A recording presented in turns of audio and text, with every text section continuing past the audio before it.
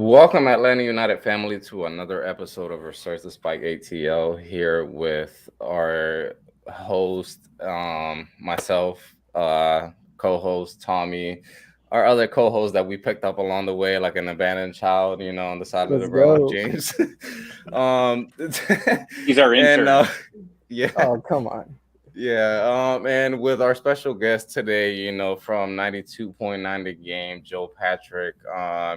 He covers Atlanta United, Hawks, Falcons, Braves, basically all Atlanta United sports contents. He's there, man. So he's your guy to, if you have basically anything. I mean, Joe, you're one of the guys that's pretty open up, like to questions, and that's what I like about you, man. I just show up. Well, first of all, with like my bosses, I'm very fortunate that I get to cover all these teams. But I just show up where they tell me to. So I've been like in Turner Field for Georgia State football games, like Georgia Tech, also. So yeah, just all over town. But it's fun, man. It's so fun to like get a taste of everything. And by the way, like doing this kind of thing with you guys is one of my favorite things to do, because talking in the Dirty South Soccer Spaces, and Tommy, you do a great job kind of being a moderator of that forum, and I'm just like so impressed with the discourse that's on there. I listened back to it. If I'm not able to get on like live, which unfortunately I'm not able to get on pretty often, but I go back and listen to it because I'm really interested to hear what you guys have to say, both you guys specifically, but also just like fans in general. I find the discourse on that spaces to be really, really good after games, and it's like kind of a great podcast listen, honestly. So I'd recommend that for anybody else, but just really respect you guys for voicing your opinions so clearly, and I don't know, you guys have some good takes too. So. Well, thank you. It's usually hot take hour when it's a bad game. yeah. But the listeners go up all the way with the loss. That Austin, I think that was our record. After that Austin game, we had the most people, and it was like 4th of July weekend. Didn't think that many people were going to hop on, but people stayed on all night. They did not want to end it. Isn't that the key of social media? It's not about like enjoyment. It's about like outrage or like grabbing people's attention. Yeah, exactly. Whatever works, man. You guys do a great job. Joe, definitely, man. Like really, really, really, glad we could have you on here, man. Tommy has said, last week he had some direct contact, so we were like, hey, but no, we already, knew that we were gonna have you here, man. Man, just lovely, to have, somebody like yourself, just to be here. Yeah, absolutely. That is true. Confirmed. I hate this guy so Zope much. and Tommy are both. They're on different ends of the spectrum. We're gonna have some fun in the comment section today, but definitely, man, Joe. But before we get to it all, guys, go follow these guys and their social media accounts. Let's Go Ducks 96 for Tommy. You have James, that is Cowdo Miss 26. And Joe Patrick, yours is JA Patrick 200 on Twitter. So go follow these guys. Like I said, Patrick's always got some good content coming out. Articles and all that with Dirty South Soccer, Dirty Soccer South. I mean, so let's get to it. I mean, going back into the this gutsy win. I mean, literally, that's what it was. I mean, it was literally grinding that game out for Atlanta United. It literally felt like, obviously, going into the game, you have, the CONCACAF Champions League going, basically, I don't want to say have like a half team, the lineup was like, like a half of a starting team, but with Seattle, you're never able to predict, whether they're gonna bring in, the good side of them, whether they're, starting a, they're starting 11, whether it's, guys that are coming off the bench. But Atlanta did a pretty good job, in my opinion, on able to be in to like, just grind the game out. Sosa, was, I feel like, the key factor, in that midfield, because I mean, there was times where I literally saw like, guys from the center back like doing specific mistakes that, like led into, certain mistakes. And Sosa was that guy that, like was able to resolve that. And in my opinion, I mean, like having his presence, on the defensive side, when it comes to the offensive side, I feel like he didn't really contribute, like as much like how we would like to, but because we know that he has that quality. But on the defensive end, like his IQ is just up there. Like he's just spot on. He's not Absolutely. Franco Ibarra, that's for sure. Yeah, he's not Franco Ibarra now. Our number 8. Yeah, the number 8, Franco Ibarra. Yeah, I mean, just like it's the defensive awareness and also just the little bit of extra technical ability that he has, where it seems like Franco Ibarra, just his touch will let him down. Like, it's not always bad, but if it's bad every so often, then you're giving the ball away in a terrible area. And that's exactly how Seattle scored their first goal. So I think it's been pretty evident how much Sosa has helped this team since he's come back. And I mean, we'll probably talk about the midfield a lot, but I mean, I feel like with him, you can play Marcelino Moreno and Thiago Almada probably as like a 3-man midfield together, like Gonzalo Pineda did in that game after Rossetto went down. It's kind of like Almada steps into Mateus Rossetto's role and is like way better at it than Mateus Rossetto is. Thiago Almada is like this team's best player in pretty much every position except for like center back and goalkeeper, honestly. Like just because of his technical ability alone, like he's able to keep possession in areas that helps you secure different, places in the field. And obviously we know with his technical ability going forward, he can be so dangerous. So yeah, I mean, I think that, I've talked to Jeff Lorenowitz in the past on Five Stripe Final about, that 2019 season. And he has spoken pretty openly and bluntly about it, saying that like, the team was in a real injury crisis at the time when everything turned around for the positive that year. And it was really like, when they were kind of forced to play Justin Miram as the left wing back, which nobody had ever considered him that before. But then it all of a sudden works. It all of a sudden clicks, and they're more dangerous and they're more attacking. So I kind of wonder if maybe this midfield situation that Atlanta United has right now with Rossetto going out is kind of similar. Absolutely. I mean, Sosa's he's been missed.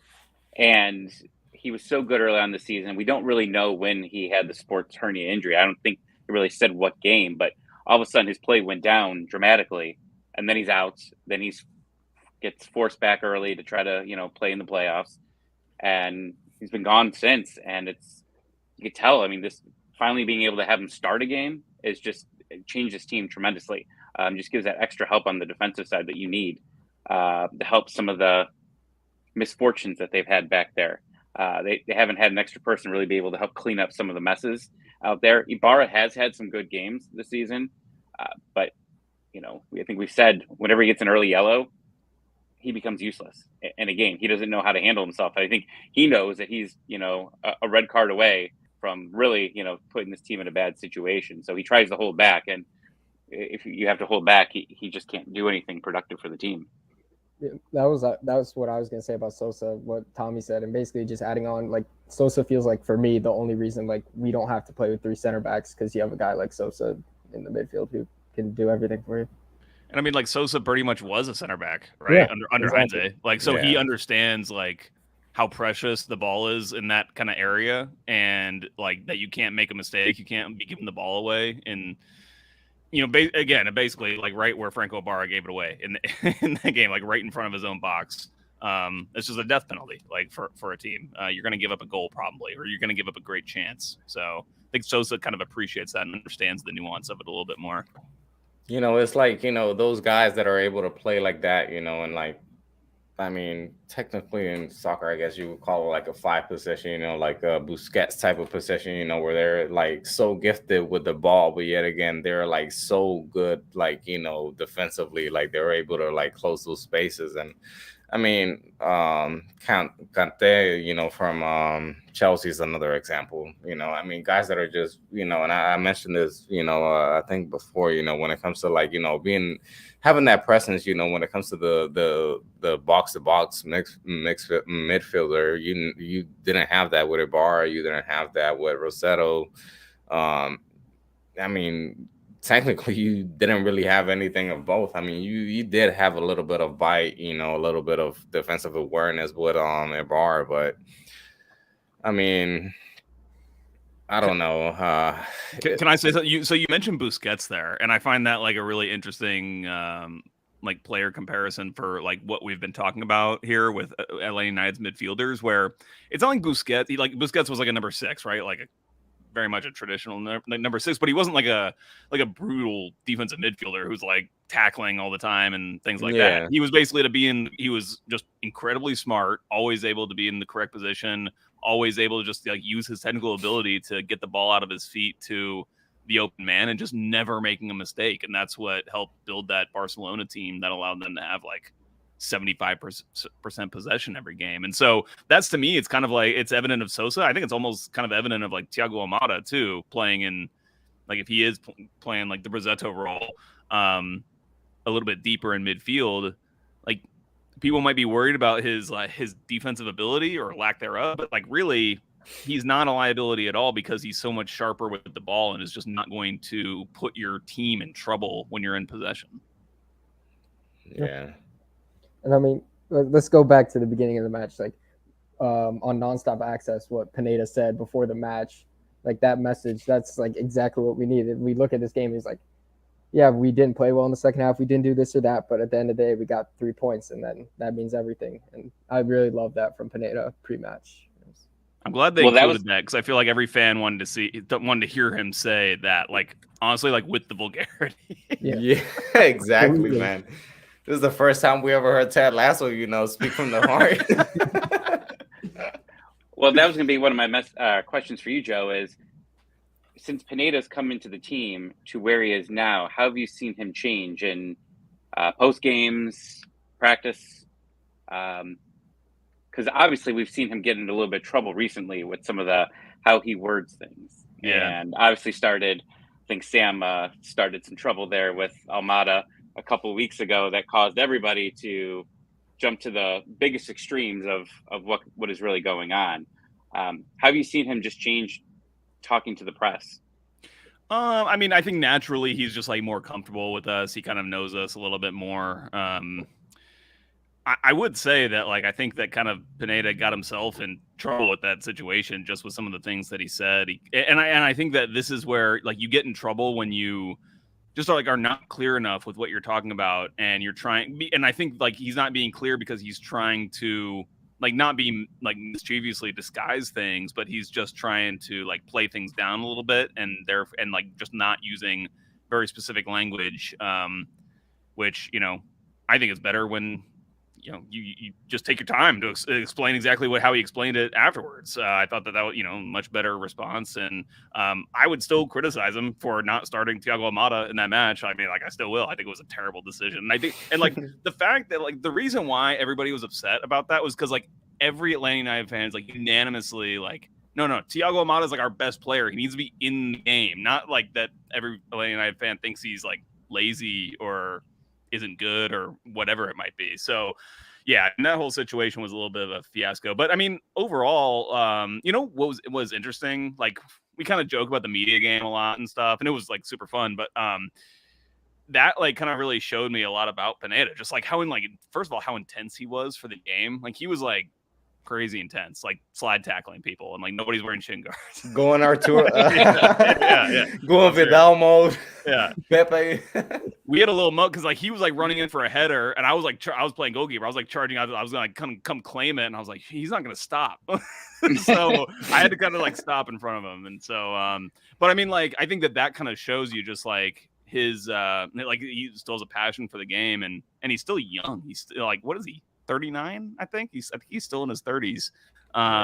So it just like you can forget that sometimes when you know, because he's in the position that he's in as a manager and stuff. So you know, I think that honestly things like the media game are good. I think that it doesn't have to be that either. Like I sure hope over the years he can do more, not just with media, but just like, you know, the team can like take him to a bar or something for like a soccer game, like where like fans are, you know, watching like a European game or something, just like something to like connect with people. And I know that he would be the first one who would want to do something like that. It was his idea to bring fans out. And you guys remember that when like all the supporters groups were able to come to the training ground, like do all that. So, I mean, I'm a huge Pineda fan. I mean, I'm not going to say he's never made a mistake. I think he's made some, pretty massive mistakes, like I just mentioned about with the Almada situation. But, I think that he's still kind of sorting himself out too, just like in the job. This is the first time he's gone through a full season as a head coach. So I think he's learning some things, and you just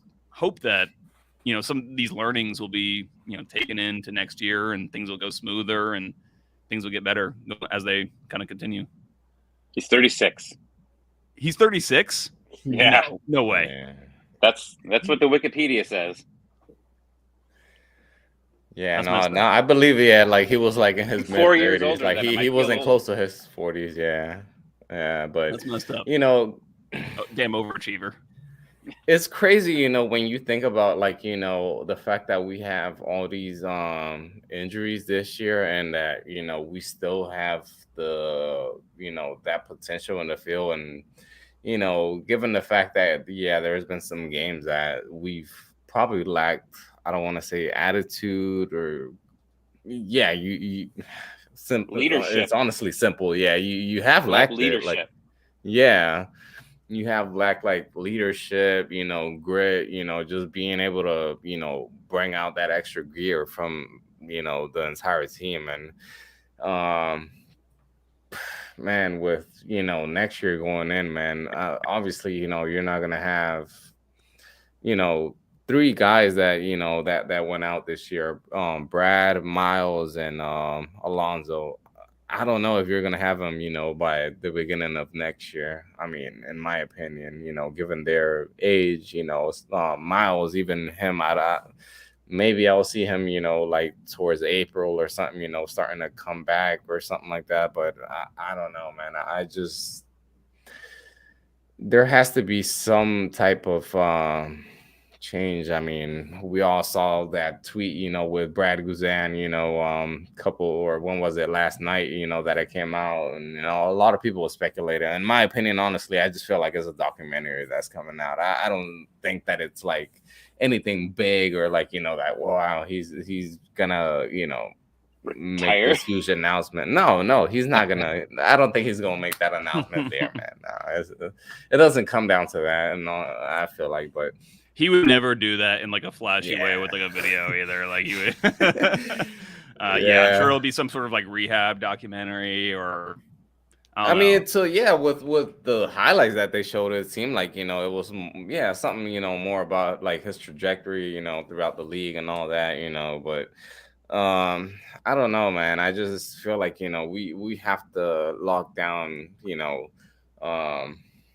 a position, and Joe, and this is a question not only for you but you guys as well, Tommy and James, going into next year, which is the position that you have to certainly look at that is a must replace for this team going into next year? In any position, and you don't have to throw out any names, but if you do, want to get all judgmental, but seriously, I mean, I just want to get your opinion on that. What is the biggest weakness that we have on the team as of now? I want these guys to go first, but I did want to say just before they go, I'll give them a little bit more time to think. It's a good point that you make about Miles and Brad and these guys, especially that have gone down with the Achilles injuries, to point out that first of all, it's probably going to be a full year on from until the point where they're able to come back. So that's into the season. And also I don't think you can really expect them to be 100%. I think we know that they're going to be obviously affected by the injury long-term. It's just a brutal injury to come back from, and so easy to kind of lose some of your innate athleticism and just burst that you have. Probably maybe I'm just speculating here, maybe not as bad for a sport like soccer as opposed to something like basketball where you're doing a lot of jumping. But it's a good point to say that you can't expect them to just come back and be exactly who they were again, especially to start next year. They're not going to be around probably at the start of the year. It's going to take them more time, so the club has to be prepared for that. So I've got an answer to your question, but I'm going to let these guys go first. Well, I was going to say, even if any of them would be, it would probably be Miles. Even though it happened later in the season, just being younger, you have the some players can heal quicker than others.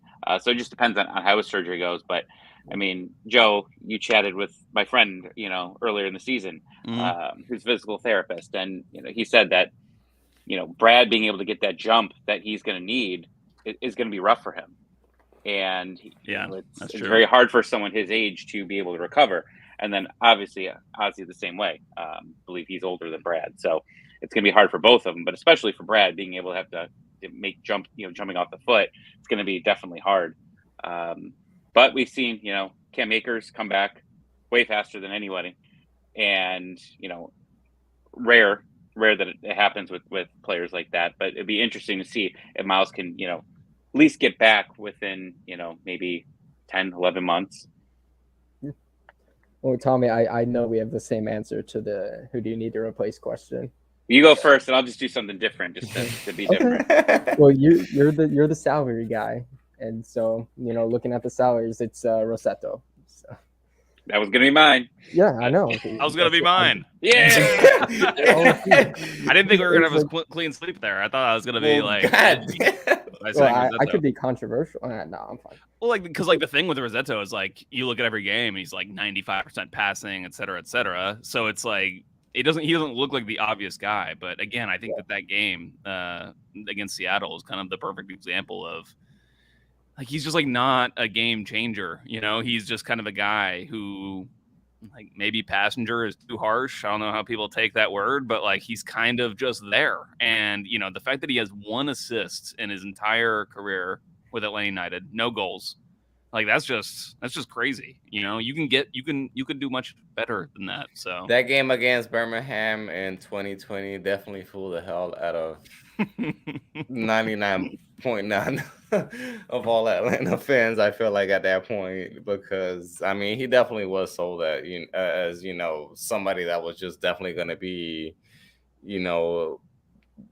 a guy that was going to be present, not only defensively but offensively, and we just have not seen neither of it. I remember watching his highlights when he was announced as a player, because I pretty much probably everybody else had never heard of him, and I'm watching these highlights, and he's running wild, taking long shots, but that's why you never judge off of Brazilian highlights, because that's just a crazy ass league. Yeah, I was back when I was in college, I would watch Fox Soccer Report on Fox Soccer Channel at 2 a.m. and they would have Brazilian league highlights, and it's just total YOLO, one-on-ones. It's just crazy. So, but speaking of him, he's actually out, week to week, and I think one of you guys mentioned it obviously earlier. But now speaking to the tactical side of it, how do you think Pineda approaches the next game, given the fact that you have Sosa probably available again to start, probably maybe give you the 90 minutes. How much did he play last game? I think 60, 70 minutes or so. He played 81. Gutman came in for Sosa. So that was an interesting substitution there. That was really interesting. I liked Pineda's subs in that game, in the Seattle game. Yeah. Except for Ibarra. Yeah. Just going back to Rossetto again, I only notice him when he makes a bad pass and intercepts the ball. I don't really notice him for doing something good, because he's just sideways passing the entire game. That's simple. And what Zil's saying, I don't know, Sejdic will get in over Moreno, but Sejdic hasn't been a player in his past 2 performances, especially that one game where he played very well. It's why not? He hasn't been terrible. Recently he's in good form in my opinion, so why not give it to him? But I could see Moreno starting. It depends. You're away from home, so. I agree that Sejdic seems Sejdic is. I think it's fair to say he's maybe a little bit more inconsistent than a player like Rossetto. At least if you just look at passing numbers and stuff, because Rossetto is just consistently extremely high in that department. But I feel to Zill's point, I think that Sejdic is just like, he's like a little bit more aggressive, you know, both offensively and I think also like defensively, just like kind of getting himself stuck in. And, you know, the point is when we're talking about, you know, making roster moves in the off season, we're having this conversation between Sejdic and Rossetto and trying to parse like who's better. Maybe one is slightly better in some areas and the other is better in others.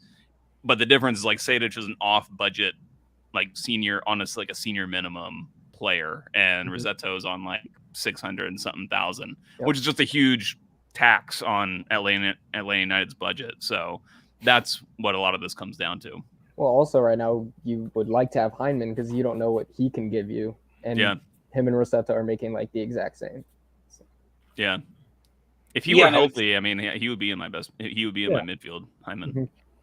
I mean, for a team that always goes down early, you got to be on the front foot. I think you got to put all your best players in. I mean, look how good we are when in the second half when we put everyone in all those games. It was like, all right, the Orlando game, you know, we just come in, just keep attacking.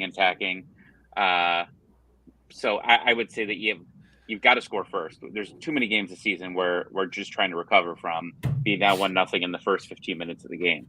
So if you're going to win and make the playoffs this year, you've got to be on the front foot. You can't keep coming back because this team's record and its history is not very impressive from coming back from a goal. So I'd say start all your guys, start your starters, start your main players, and those are going to get you to the playoffs. And if they don't, then you've got to replace all these guys in the offseason.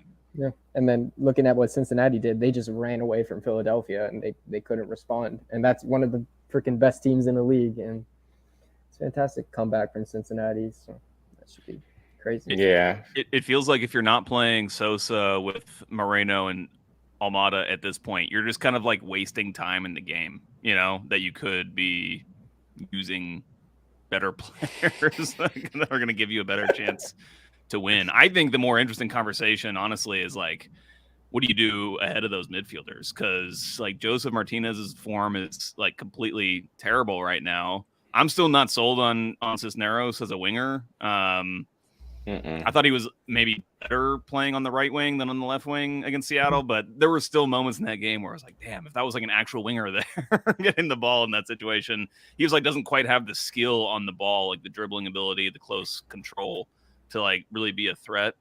But he is a threat as a central striker, just making those runs with his pace. Like he's consistently logging the top sprint speeds on Atlanta United's team according to Second Spectrum data. So I think right now maybe the best like lineup for this team is to play Gutman, put Gutman back at left back, play Caleb Wiley on that left wing. He gives you that kind of natural width that that Luis Araujo was giving the team when he played on the left side against Seattle, and then you play like Cisneros up the middle and Araujo back on the right side. Yeah. So one guy that we honestly have like completely forgotten about is like the debut of Edwin Mosquera, and you know Silva's over here like talking about like you know the lineup that he will put out, but I mean like you know I want to get your guys' opinion. I mean like in my like I mean I kind of like went down to the tunnel a little bit earlier, so I didn't really get the you know the chance to like actually catch when he came on and everything, but I mean just your opinion, you know, you guys, what do you think about him? Like, you know, does he have something to offer? I don't think we know honestly yet, like exactly what he is, because like his cameo was just so brief. But I gotta say that I think that he presented himself as like a pretty dangerous weapon in the way that Pineda used him in that game as a sub off the bench. I think obviously part of that is just down to, you know, fitness. He can only play so long. I think he's got to like work himself up into that starting lineup though. Like he first of all, I mean, just fitness wise, I don't think he's ready for it anyway, but he's got to prove it with performances that he is the best option. I just don't know if he's quite proven that yet, but I think that this team has kind of been lacking a player like him off the bench that you can bring on. You know, that's like kind of the guy that Jake Mulroney was, and he had some success in that role. So it was good early signs from Mosquera, I think. Yeah, I was gonna say more talented Jurgen Damm, maybe. Yeah, I was gonna say he's Jake Mulroney with upside. Like that's about. Well, he kind of fits like a profile that I feel like the club has been trying to like have somebody like fulfill that role for a while. Jürgen Damm's been one. I think even like Dion Pereira was one. There's been some others, just like younger, maybe not. Okay, Jürgen Damm wasn't young, but like a fast guy, kind of just a true, winger essentially that has that kind of pace. And Mascara seems to me to be much better than Jürgen Damm through 9 minutes of action so far. He was legitimate dangerous on, counterattacking off of those corner kicks late in the game. I hate him so much. Get the comments off. Get it off. Can Mascara do TikToks? Because if he can, he'll more likely do more than that. I will say Sunday made me, every week that goes by, it's like, we can't have Joseph Martinez as a DP next season. We cannot. Every game I'm losing confidence. And that's definitely something that's a subject to bring up, Tommy. Yeah, definitely. It's the hottest subject for the rest of the season and the entire offseason. Like, going this into the affects your offseason, franchise for years. I mean, like, I know, Joe, you talked about how he has an option after next season, right? Mm-hmm. Yeah. I don't know. I think you've got to have to make a decision here. I think this offseason, personally. I think the more he goes downhill, the more value you lose. And I don't even know I think more of the value is just getting another DP spot opened up, even more than the money. But I don't know. How is this team different with someone that's able to make the runs that we want, make the runs that Joseph used to be able to run and score? He just looks lost out there sometimes. And I don't know. It's getting frustrating a little bit more every week. Like, you're expecting somebody to get on fire. And I was hoping there would be some point this season where Joseph would all of a sudden just come back and it would just click one day, and it hasn't happened yet. So, and I've been saying that literally about everyone on the offense. Someone's going to click and go on a goal scoring streak. Like, you've seen that so many times with Atlanta United. It hasn't happened. Like, we're just getting random goals from other guys, which is nice because you see the goals more spread around the season. Mm-hmm. But I mean, your main guys have got to score, and Joseph's just not there. And God forbid he has to have another knee surgery. Hey, we all thought Araujo was going to be MVP candidate, right? I mean, at least that's what I thought. No, legit, I did thought, once he came into the league, literally last year, I was like, all right, this guy literally may have something to, he has speed, he has, the talent, but I mean, after that injury, the first game against Kansas, it literally went all downhill for him. He's literally been the most probably inconsistent guy other than, probably hand in hand right with Joseph, honestly, when it comes to, production, when it comes to assists or goals, mainly goals. I mean, when Araujo scored that goal against Cincinnati last year, like, that was like, I mean, okay, that is like next level. That's like, I mean, that is MVP quality. It's you're right, Ariel. It's like about being able to kind of doesn't have to score like a goal like that on a consistent basis, but just has to play consistently in a way where he's just like a, incredible threat, looking very potent against the opposing team's defense, game in, game out. And I agree, he hasn't kind of been that. It seems like he tries to do too much sometimes. Like, he just kind of, when he gets on a run, it's just like, all right, head down. I'm just going to try to beat everybody instead of maybe delivering a ball or something. But yeah, I mean, to go back to Joseph, I mean, the thing that's really, I don't know, sad / disconcerting is like, it's not even just the movement. I mean, I know that's been like a big point of contention and a legitimate one, but like, even when he is getting the ball in and around the box, he looks like he's like totally rushed and hurried. He had that overhead attempt against Seattle where there was like no reason to. It's like he's playing like there's a player on his back, constantly 100% of the time. And if he takes one mediocre touch, then he's going to lose the ball. And so he's like playing lots of dummies and stuff. And that's always kind of been part of his game. But he just looks like he's way overthinking it. And I think I may have said this on Five Stripe Final this week, but like, you compare it to like when he's been at his best, like that 2018 when he scored that record-setting goal for goals in the season against Orlando, and like that's the total opposite. He was like so composed, just like ball rolled a guy, like made the goalkeeper go to his knees and then just like chipped it over him. Totally different. So yeah, I don't know. I mean, I've been actually encouraged to see a lot of fans not be so blinded by their love for Joseph as a person and what he's meant for Atlanta United, because everybody does feel that way about him. But I'm actually just encouraged by the fact that a lot of fans see that, like, you know, we need more production, not just from that position, but from his spot as a designated player, where it's just a massive loss. And not many teams in MLS are going to be successful if you have a designated player that's just lacking production as much as Joseph is right now. Yeah, and he said he was rejuvenated, right? Like he said, my career's rejuvenated. I think that's when he went on the rant in the locker room. And we haven't seen that.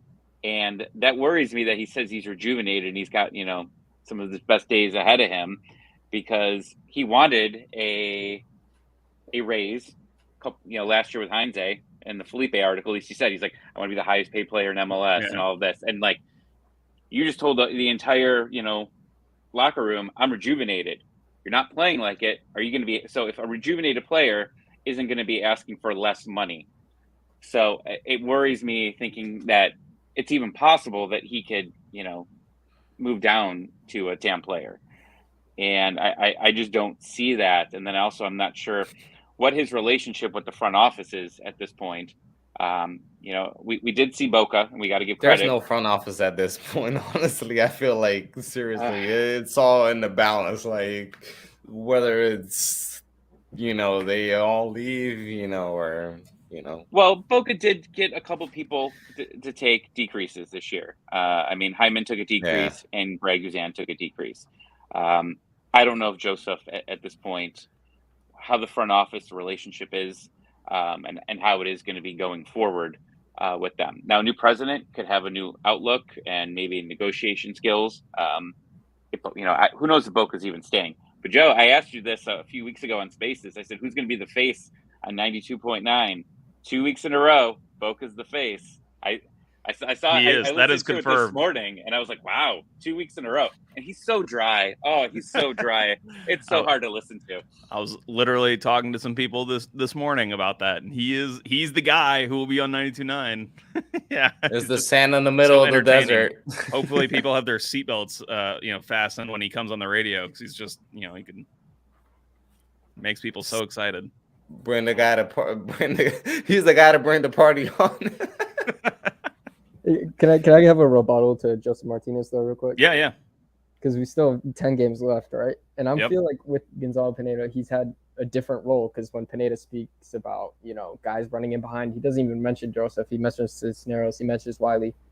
And what I feel like is that he still has this adjustment period. He's playing with all these new players like Cisneros, Wiley, and, you know, just to name a couple. But I feel like you have 10 games. He should start all 10 no matter what. He's still trying to get back, even though he says he's fine. But all it takes is one goal in Cincinnati, just like last year. He had that freaking goal of the year, in my opinion, and then he had that in 2019. I just feel like he's got to get used to these other guys, and, you know, I'll judge him in 10 games, but he should start all 10, and he should wear the armband, because that's what he does. Even though he doesn't lead, like you guys all say, he leads by example, and he's not having the example, and he's got to prove himself. And now he's going to be a dad, so he's going to have dad strength. So that's stupid. Touche.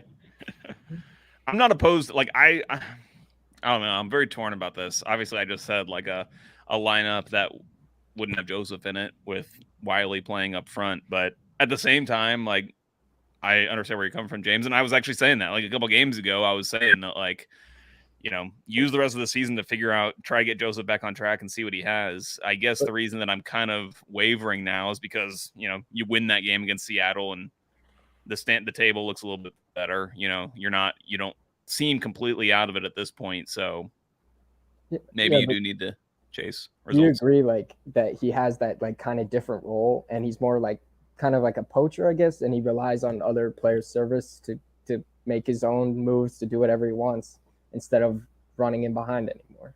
Because that's what it feels like. Yeah, no, I agree. I think it's clear that he's like trying to come. Well, so here's my problem with the way that Joseph's playing right now is like his back is always to goal. And like when he was scoring, when he was at his Mhm. best, he was running at goal, and like that's like the service was coming when he was facing goal, and he was usually just finishing with his first touch. So I don't know. I kind of like I would like to see him revert to that, but maybe that's not possible with like the player that he is right now after all these injuries. I've like floated this idea around that's dumb, but just like what if you like played him off the left or something, just to like try to like change things up to like get him so that he's in different positions, because I mean it's clear that he wants to combine with some of these attacking midfielders, you know, like that's what he's trying to do when he's dropping like he is. But it just doesn't seem to be helping the team when he does it, you know? Yeah. I mean, he showed it and it worked in one game against SKC in freaking February, but yeah, other than that, it's just you can't play that number 10. You know, one thing that like really stuck out to me like against Seattle this last game is like you know, we're getting to the whole subject, you know, with Joseph, and I mean there was this one play. I mean it was definitely on the second half because it was like closer to like the area where I was at, but like I mean he got like a touch, like I don't even believe he got a touch to the ball, but like you know, like he could have made contact to the ball, you know, before it got to you know him or like you know the defender that cleared the ball. But I'm like, I mean, like I feel like you know, like Joseph 2017-18, you know, he would have took that first touch and at least worked the keeper. But you know, when it came to that scenario, I mean, like the defender literally got to the ball before you know he was even able to get a shot off and just close him off. And you know, that's the simple things that I look at, you know, and I get it, you know, he hasn't even you know been 6 months, you know, after his injury, but I don't know. I just feel like it's a big gamble for this club, you know, to just keep on relying on Joseph to being that guy. You know, I get it. He's the face of the franchise and everything. You know, he's the, you know, basically an Atlanta, you know, sports GOAT, you know, at this point. But I mean, I don't know. I just feel like Joseph is just not the guy. You got to bring in like, and I think I've mentioned this on here, you know, in previous shows, but you got to bring in a guy that's, you know, guaranteed goals. And we don't have guaranteed goals at this point. You don't have a guy that, you know, whether it's of a corner, of a deflection, you know, that's gonna be able to, you know, make something happen in the area. Um, you know, and we just don't have that. We don't have any threats offensively that you know are able to give you that, you know, in the penalty box, basically. Sure. I think there's two different things we're talking about with Joseph right now. One of them is about how do you just get him scoring, like right now? How do you get him to help the team right now while they're on this playoff push? The second thing is what do you do with him once you get to the off season? Like, let's say how many games are left? 10 or 11? 10. 10? Yeah. So let's say in the next 10 games he scores like 8 goals or 7 goals. Is that like changing your mind to like then are you like, okay, well we will give him an extended DP deal? I don't know. Like I don't know if the cake is already baked, basically, you know, as to like who he is or what people's perception of him are. And I think if you're Atlanta United, you got to think about, first of all, like, one, does he want to be here on the contract, you know, on the contract that you're giving him? But like, also, you know, what is the opportunity cost of keeping him? Like, like you could get an allocation money haul for him, which would be hugely beneficial for helping rebuild this roster, as well as clearing the DP spot. So, you know, that's the question that Carlos Bocanegra is going to have to face regardless. And I don't get the impression that Joseph and Bocanegra have the greatest relationship with each other. I kind of joked, I wasn't even joking about it. Like, I think it's serious. I said, I think it was probably after that Austin game at some point. I was like, I don't know if this talent is big enough for both Bocanegra and Joseph Martinez. At that time, the whole Eel situation hadn't come out, so that kind of changes things. But in terms of extending him, is Carlos going to be the one to do that, you know, while you don't have a president right now? There's just like a whole lot of uncertainties with the situation right now. Yeah. It's going to be nice to have a fresh set of eyes on this team. Who knows what happens here with Brad Guzan, but there's a chance that, you could potentially use that buyout on Brad Guzan. And I don't think Boca or Darren would do that. I don't know. I mean, that's, you get your one buyout and maybe they don't have anyone that, specific, and maybe they want to just clear the rest of the salary off of it. You don't know that, but like, it feels like this organization's been loyal to some. There hasn't been a lot of loyalty in a lot of places. I think we could say that after those early teams, but I think there's a couple of guys that they always have felt loyal to. And I think that he's one. And obviously, who knows what that deal was, as far as negotiating his salary down. Maybe, I think, Joe, you talked about earlier, maybe they made a deal with him that they wouldn't trade him in the, or they would protect him in the expansion draft. Like, there's a lot of things that possibly, behind the scenes, we don't know about what they've done. But someone different coming in and looking at this roster, I think, is going to just be refreshing in general. Because I think there's been a lot of mistakes over the past few years as far as signing certain players for certain contracts that don't produce and don't score goals. We don't sign guys that have a history of scoring goals, and it's beyond frustrating. Anytime that there's a rumor for Atlanta United, I just go and immediately look to see, has this guy ever scored a goal in his career? And 90% of the time, it feels like the answer is no. Mm-hmm. They've never scored a goal. Bro, literally, who's the second goal scorer in the history of Atlanta? I think it's Miggy, right? Ooh, that's a good question. Because I think it has to be Miggy. Literally, we haven't had a goal scorer like that 2017, 2018. That's, whenever we were racking up goals. But literally, I mean, like, we haven't had a pure goal scorer. I mean, since Joseph. And even like just on a team, like since Joseph hurt his knee, this team has just not scored a lot of goals in general. Yeah. Like, they just have not been like even this team right now. Like they scored 2 goals against Seattle, but that was coming off of 2 straight shutouts. The last goal that they had scored previous to that game was that Parata header against Orlando. Like, it's just yeah. There's clearly been that's been an issue for this team, like ever since Joseph stopped being like a cheat code in this league. Yeah, Villalba and Almiron tied with 22. Bro, Silva's internet is like way ahead of us, bro. Because in the future, Silva's commenting on our comments before we even say it. Yeah, exactly.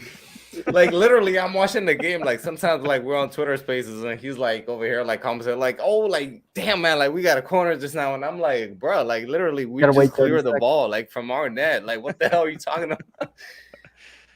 Dom Dwyer's 1 goal away from tying Yamil Assad.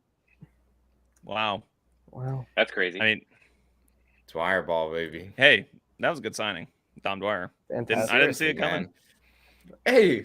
Speaking of that, like, seriously, man, like, what is the deal with Dom Dwyer in your opinion? Like, I mean, we have a lot of speculation, going around, whether it's the attitude, whether it's the fitness, but like, what's the thing with, Dwyer in your opinion? Like, why he doesn't get that, starting role, or why he doesn't get many more minutes?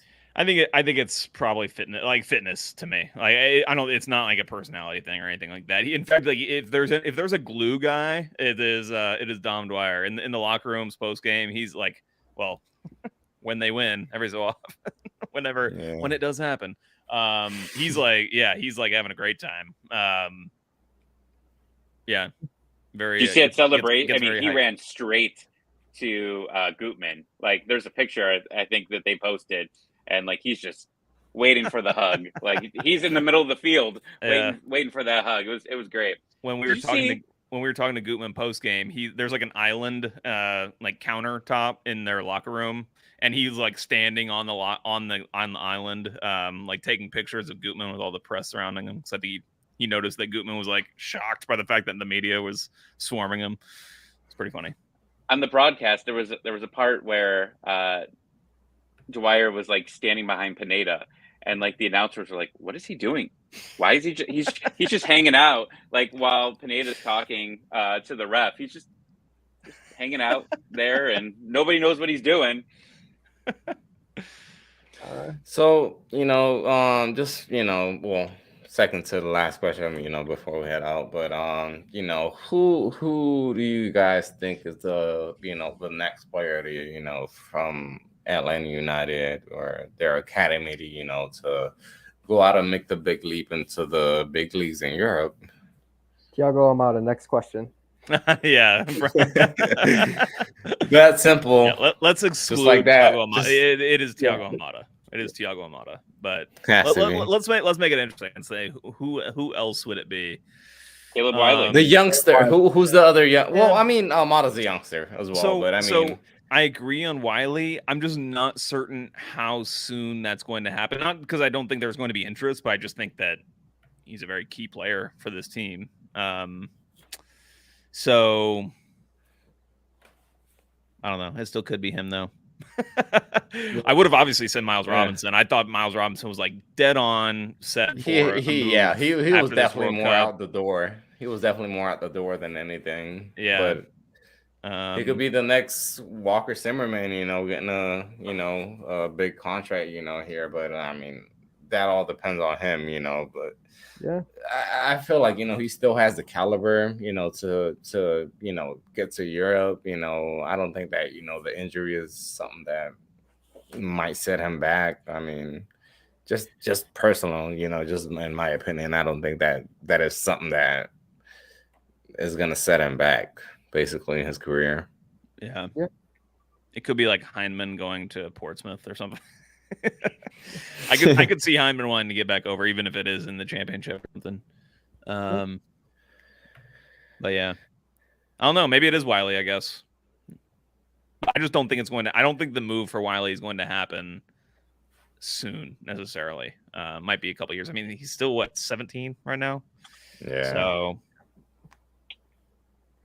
Yeah, there's still a lot on the line, with Wiley. There are a lot of developing, basically. But the last question, before we head out, going into the Cincinnati game, away from home. Tommy, you're going to that, right? It's the first Ohio game that I have missed because I promised my children I would take them to Machine Gun Kelly and Avril Lavigne. Oh my god! Where I'm going to prove and that Avril Lavigne is a clone. So that will be my. It's like cross generational. Talking about Jeff, yeah. We'll hit him we're gonna hear him in Twitter Spaces afterward with that with those speakers booming. I'm gonna need a lot of drinks after that night. But Atlanta only scores bangers in Cincinnati, right? Like the Joseph goal, both Joseph goal twice, and then Hernandez had that big goal there to tie it when everybody was on the international break. They've just scored some great goals out there. So this is the first time. I mean, this is going to be the first time this season we're going to win back-to-back. We're going to win 3-1. There are good vibes in Cincinnati. I'm already picturing like Machine Gun Kelly having the crowd going wild, and Tommy's like watching an MLS game on his phone. It's like in the middle of the crowd. Just it's at Brown Stadium. I'm like praying that the Wi-Fi I can watch it on the Wi-Fi. He's gonna be that guy that's gonna be on Twitter later on because he's watching an MLS game. Other than turning, like I don't know if you guys like literally it went viral. Somebody that one filming video. Tommy watching a soccer game during a concert. No, there literally there's this one video of like this one time where like a dad was like literally like he had his phone out like this like to his kid behind him like in a Atlanta United game in Mercedes-Benz Stadium. That's right. Yeah, and I was like, bro, that literally went like viral as hell. They were like, singing the anthem and like the kids are just so concentrated on the video. And I'm like, bro. No, my kids are 13 and 14, but it's gonna be me with trying to hold 2 beers and have my phone in my hand to watch the game. So $18 beers. Oh hell no, so 2-1 Cincy, Vasquez and Acosta, and then Cisneros scores are. Man, get rid of him. I don't even know. Is Vasquez playing in the All-Star game? Is he an All-Star? He should be. I've not been following the All-Star. He's not starting because I saw that. He's not starting. Yeah, I think it's 4 Eastern Conference guys and starting, but that's not. My gut says 2-2. for some kind of score draw. Yeah, I will be there. So 4-3 Atlanta. There we go. You'll be at the game? Yeah, I'm taking the hike. That's It'll be awesome. I like TQL is definitely a spot I want to go to. So looks like a really cool stadium. I would love to go there. Yeah, I was there for USA like at every Mexico. home game, honestly. Yeah. Crazy. It's a lot better than my trip to Nashville. That did not go well. Yeah, that's the game that y'all got rained out and y'all had to hang out in the lobby. Oh my God. It was terrible until all the fake Nashville fans left, and then it was kind of emptied out. I will say Ohio has like the worst luck with rain games in Atlanta United, especially like Columbus. I was at that mud game. Yeah, there was the one where it like started downpouring at the end, and Parkhurst like told a story where they like told the trainers to go turn the showers on and get them hot because like all of a sudden like the temperature dropped like 20 degrees very suddenly, like a front moved in. And Parkhurst, apparently had the trainers like go turn the showers on hot before the game was even over, so that the players could just like run off the field and go jump into a hot shower to warm their bodies back up. It was a crazy game because it was beautiful. We were out tailgating. It was raining a little bit. Watched the game. It's raining the whole time, but it's warm. And then by the time we went home, it dropped like 30 degrees. It felt like, and the entire road home was ice. Like it was snowing, it was ice. It was terrible. And that field, like we moved down, everybody left. There was probably about less than 200 people in that stadium. And Oak Crew Stadium was just garbage. It was just a garbage stadium to begin with. But I mean, nobody was there. We walked down, and like when the players were running the sidelines, there was so much water. Like we were getting hit with water. It was like standing on the side of the road when a car was driving by, just hitting us with water. It was a fun time. Yeah, it's Ohio, dude. It's just freaking... I never heard of nothing like that in my life. Yeah, it just suddenly drops 20 degrees. The sky's closer to the ground in Ohio. That's what they say. I can say that because I've got family from there, so they'll flock down to Florida every winter just to get away. It makes sense, man. Literally. I mean, Tommy, I don't know how you handle it. I mean, you probably say the same thing about us. You were here down in the South, a couple of weeks ago, and you were like, how the hell do you guys handle this goddamn heat? Like, yeah. You guys are cooking up down here. Yeah, well, yeah, like we usually come in like October, like for a Falcons game or whatever, and it's just beautiful. Usually that's like fall weather where it's getting real cold and sinus infection weather. Yeah, that's when I come down to Atlanta for a week and hang out. In October. All right, guys. Well, before we go out, follow these guys. Joe, man, I forgot. It's J.A. Patrick 200. There you go. There we go. I already remember soccer, 5-stripe final, all that stuff. I already remember these guys, so let's go Ducks 96 for Tommy. Cowdo Miss 26 for James. Resurge Spike ATL for us, and follow, subscribe, and share our content out, comment, any concerns, questions, anything that you guys have. James, Tommy, Joe as well. Thank you for your time, and let me go ahead and